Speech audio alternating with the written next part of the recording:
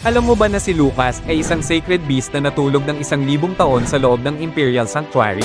This sacred beast won't hold back! Minsan siyang naging matapat na kasama ni Emperor Gaius at tumulong sa pagtatag ng Monian Empire. Nagsimula ang kanilang pagkakaibigan matapos ang isang 3 araw na labanan na nauwi sa respeto at pagkakaisa. Pinagsama nila ang kanilang lakas upang lumikha ng isang maluwalhating kaharian. Ang ginintoang sungay ni Lucas, regalo mula sa banal na dugo ni Gaius, ay naging simbolo ng liwanag at pag-asa ng imperyo. Ngunit nang pumanaw si Gaius, bumagsak ang imperyo, at sa kalungkutan, isinelyo ni Lucas ang sarili, umaasa sa araw na may magising sa kanya na karapat-dapat. Pagkalipas ng 1,000 taon, dumating si Prinsesa Sylvana, isang ina po ni Gaius, at hinarap si Lucas. Only light can drive out the darkness.